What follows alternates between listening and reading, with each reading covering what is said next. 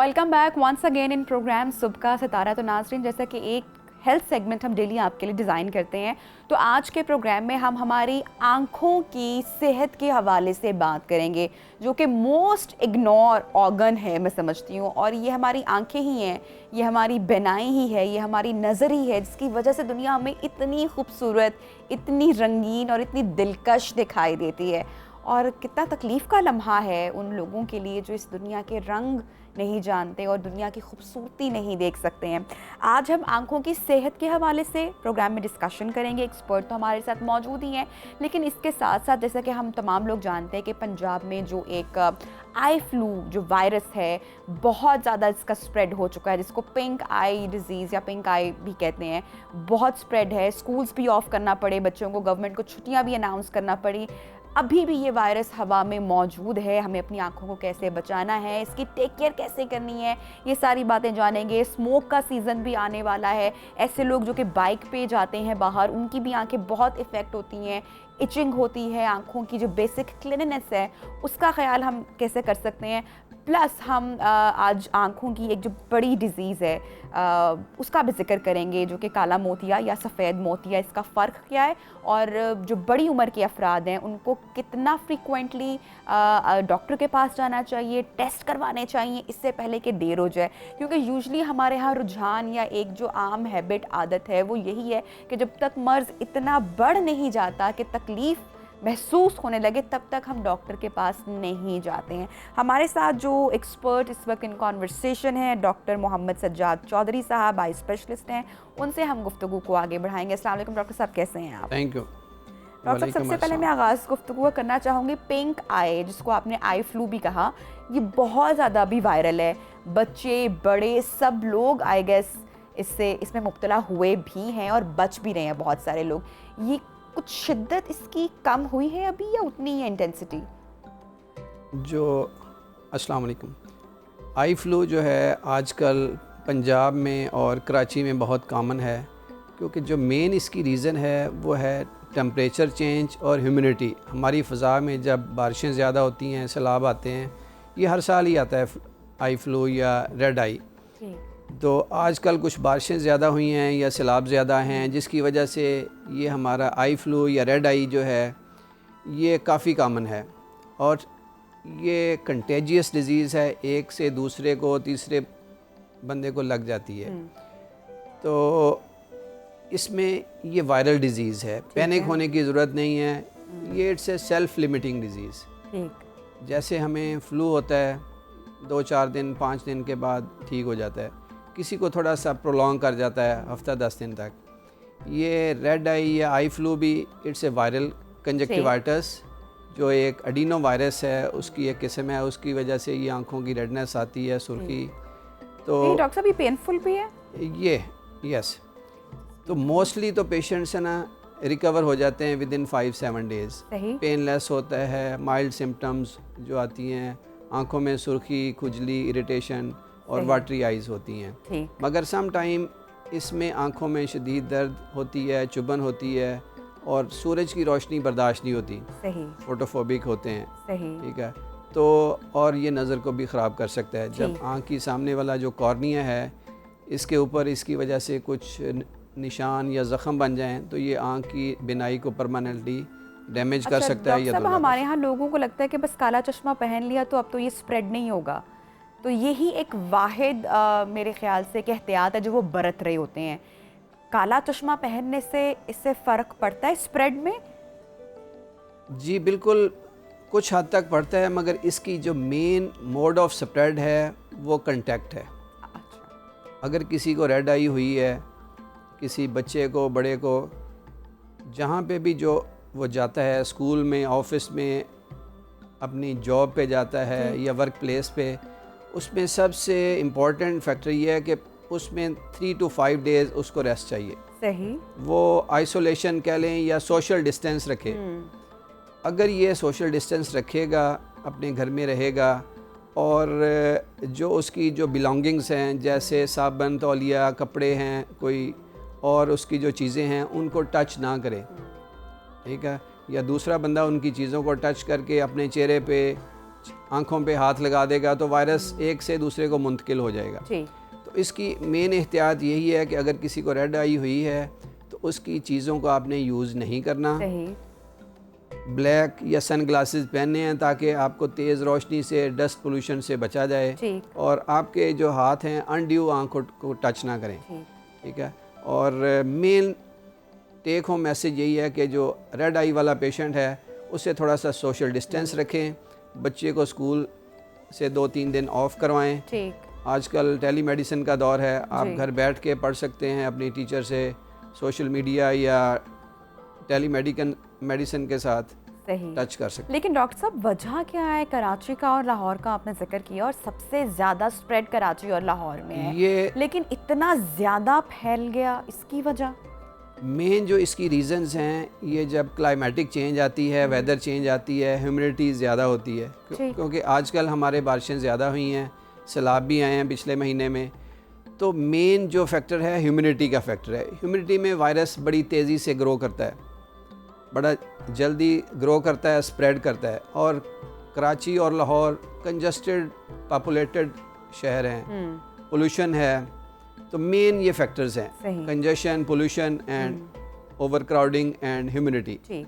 Doctor साहब एक चीज़ तो कोविड ने हमें बड़ी अच्छी सिखाई और उसने हमें एहतियात बरतना सिखाया कि 20 सेकंड तक आपने हाथ धोने हैं, और चूँकि कंटेजियस है ऑब्वियसली तो आपको अपने हाथों को अपनी आँख, नाक और मुंह से दूर रखना है।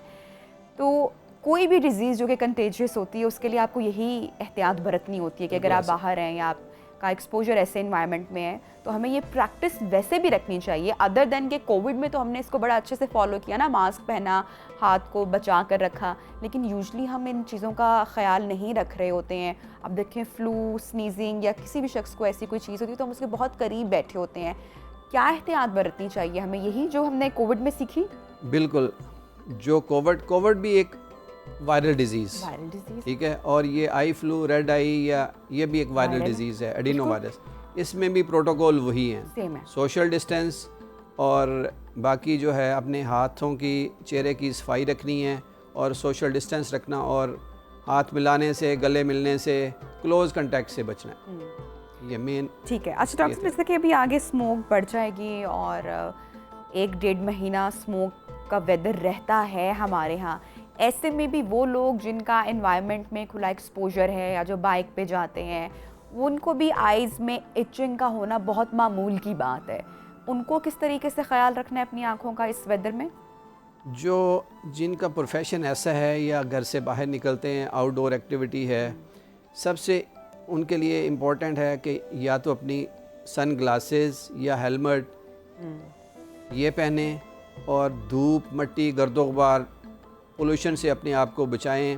और जब भी टाइम मिले अपने हाथों को अच्छी तरह साबुन से धो लें, चेहरे को, आंखों को साफ़ पानी से धो लें, तो इससे इन्फेक्शन क्लियर हो जाएगी। और दूसरी सबसे इम्पॉर्टेंट चीज़ है जो हमारे मज़हब ने हमें सिखाई है, वज़ू करना जी।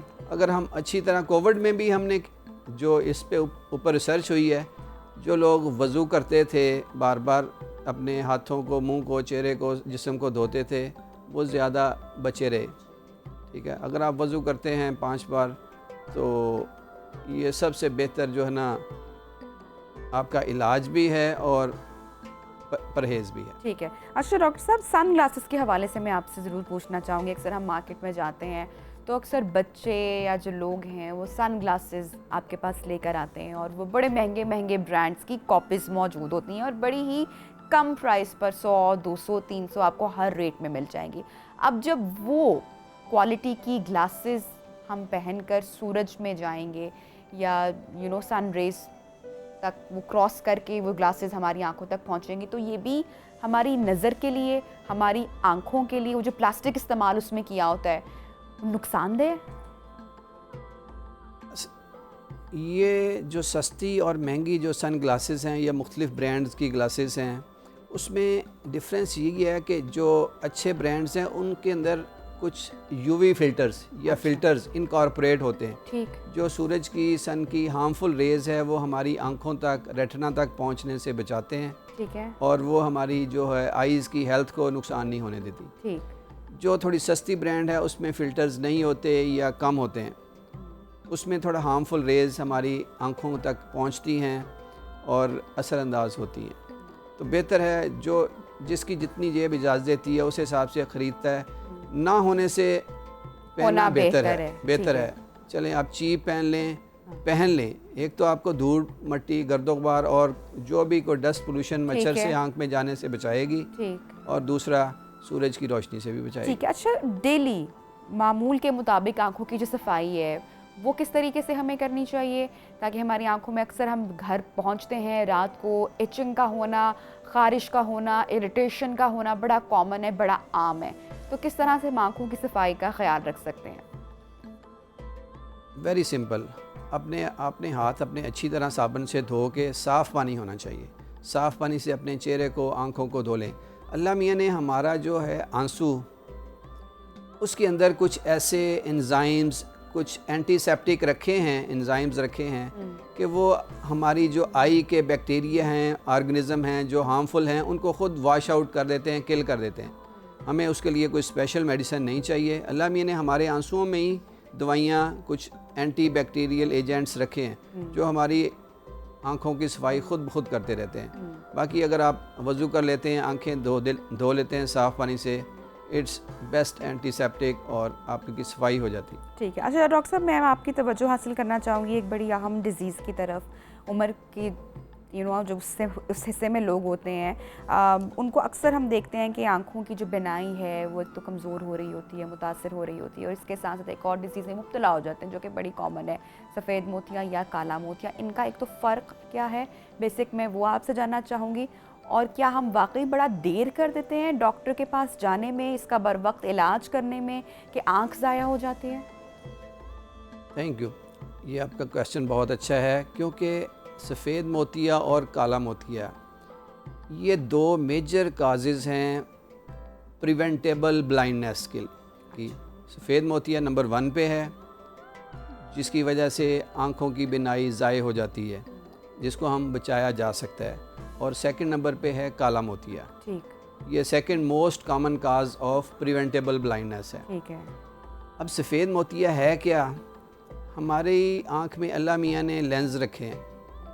उनका काम ये है कि लाइट रेज़ को, जो हमारी आँखों में जाती है, लाइट रेज़ को, इट्स ए प्लस लेंस, ठीक है, कन्वेक्स लेंस, ये लाइट रेज़ को फोकस करता है रेटिना पे। जब ये लाइट रेज़ रेटिना पे फोकस होती हैं और इमेज गोज़ टू ब्रेन, ये उम्र के साथ साथ, वक्त के साथ साथ धुंधला हो जाता है। जैसे हमारे बाल सफ़ेद हो जाते हैं, इसी तरह ये लेंस के अंदर भी सफ़ेदी आ जाती है। Mostly it's disease of old age after 50-60 year, मगर कुछ वजूहात की वजह से ये जल्दी भी आ जाती है बीमारी सफ़ेद मोतिया। तो उसमें मोस्ट कॉमन है डायबिटीज़, ठीक है, जो यंग पेशेंट में ना जल्दी सफ़ेद मोतिया कर देती है, या ऑकुलर ट्रामा। लेकिन डॉक्टर साहब, आपको लगता है कि ये हमारी गलती होती है, हमारी इसमें कोताही होती है कि हम टाइमली बर वक्त डॉक्टर से, एक्सपर्ट से रुजू नहीं कर रहे होते हैं? बहुत सारे ऐसे केसेस में डॉक्टर्स को भी ब्लेम किया गया है कि उनकी गलती की वजह से जहाँ पर पेशेंट्स की आँख या बिनाई जो है वो ज़ाया हो गई या चली गई। एक तो यह है कि सफ़ेद मोतिये से डॉक्टर से पहले मरीज़ को ख़ुद पता चलता है कि मुझे दुनिया धुंधली नज़र आ रही है। अगर आपको दुनिया धुंधली नज़र आ रही है, कम नज़र आ रही है, आप फौरी आई स्पेशलिस्ट के पास जाते हैं। अगर तो अर्ली स्टेज है सफ़ेद मोतिये की, उसमें यह है कि आपको चश्मा लग के आपकी बिनाई बेहतर हो जाती है 90 to 100%। अगर ज़्यादा सफ़ेद मोतिया है, चश्मे से बेहतरी नहीं आ रही, देन वी प्लान सर्जरी। तो हम जो क्लाउडी लेंस है आँख का, उसको क्लियर लेंस के साथ एक्सचेंज कर देते हैं। ठीक है, तो पेशेंट देखता ये है रेटिना से ही है, जितनी पीछे बिजली है बल्ब उतना ही रोशन होगा जी। देखता है पेशेंट रेटिना के साथ, जितनी उसकी रेटिना के ऊपर ताकत है, नूर है।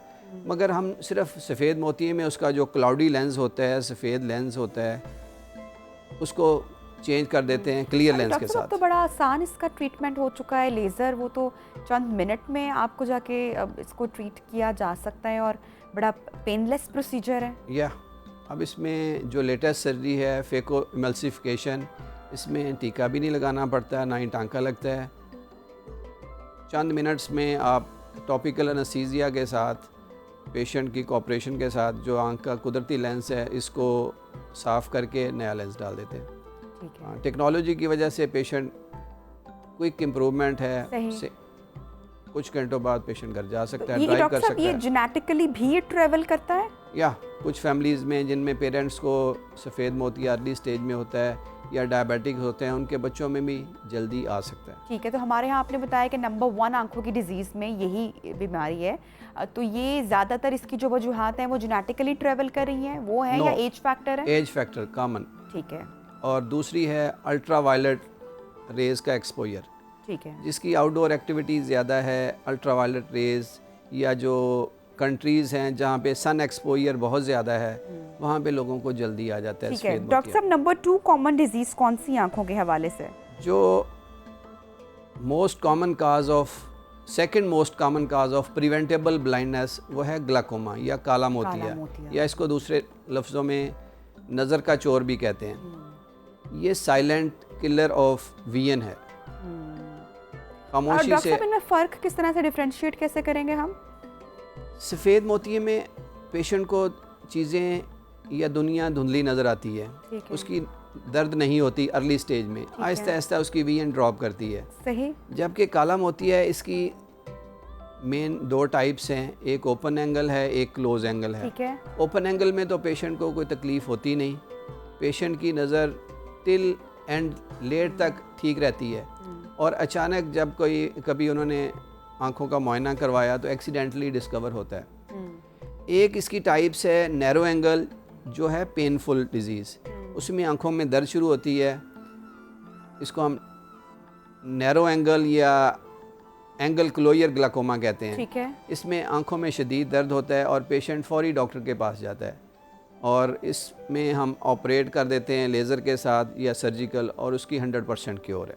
ठीक है। अच्छा डॉक्टर साहब, मैं आपकी तवज्जो हासिल करना चाहूँगी, कलर ब्लाइंडनेस क्या है और ये कितना कॉमन है इन पाकिस्तान? कलर ब्लाइंडनेस कॉमन है, लेस दैन 10%, अच्छा। अराउंड 1-2% पाकिस्तान में। क्योंकि जब पेशेंट का डिटेल मुआयना होता है, ख़ास तौर पे ऐसी स्पेशलिटीज़ जहाँ पे पेशेंट की डिटेल विजन की रिक्वायरमेंट होती है, जैसे एविएशन में, ठीक है। या फाइन विजन वाली जॉब्स हैं, ठीक है। तो हम देखते हैं कि कलर ब्लाइंड 1% पॉपुलेशन है। सही। सही। तो it's a genetical disease, genetically है ये, इसमें ठीक है। पेशेंट का कोई कसूर नहीं है, ठीक है। जेनेटिकली जरासीम उसकी बॉडी में होते हैं। डॉक्टर और- साहब, मैं बच्चों के विजन के हवाले से भी लाजमी बात करना चाहूँगी। बच्चों का जो आजकल मोबाइल फ़ोन्स या टैब से बहुत ज़्यादा हैबिचुअल हो चुके हैं, और हम देख रहे हैं कि बहुत ही कम उम्र बच्चों को इतने मोटे मोटे चश्मे लगे होते हैं, उनकी नज़र बेनाई कमज़ोर हो रही होती है। सो यही एक रीज़न आप समझते हैं कि बच्चों में जो ये नंबर इतना बढ़ता चला जा रहा है, या इसके अलावा और भी कुछ वजूहात हैं? ये आपने अच्छा क्वेश्चन किया है, क्योंकि आजकल जो सोशल मीडिया या ये जो मोबाइल स्क्रीन या लैपटॉप, इसको हम कहते हैं स्क्रीन एडिक्शन, ठीक। ये काफ़ी कॉमन है। This is also one cause of poor vision या ऑकुलर एलमेंट। ठीक। इसको हम कहते हैं ऑकुलर विजन सिंड्रोम। ठीक। मगर इसके अलावा भी और कॉमन काजेज़ हैं जो नज़र कमज़ोर करती हैं बच्चों में। उसमें जो है, जिन बच्चों का नियर वर्क बहुत ज़्यादा होता है, ठीक। जैसे मदरसे के बच्चे हैं, वो सही। थोड़ा कम रोशनी में सारा दिन पढ़ते रहते हैं, नियर क्लोज वर्क उनका ज़्यादा है, उसमें चांस थोड़े से ज़्यादा होते हैं। ठीक है। अगर आप अपनी आँखों को थोड़ा प्रॉपर रेस्ट देते हैं, अच्छी रोशनी में पढ़ते हैं, तो उसमें फिर नुकसान आपकी आंखों पे नहीं होता। ठीक है, थैंक यू सो मच। हमारे साथ गेस्ट मौजूद थे डॉक्टर मोहम्मद सज्जाद चौधरी साहब, और आंखों की सेहत के हवाले से हमें बता रहे थे। डॉक्टर साहब, thank you so much for joining us in programme. Break लेते हैं, ब्रेक के बाद आपको ज्वाइन करते हैं।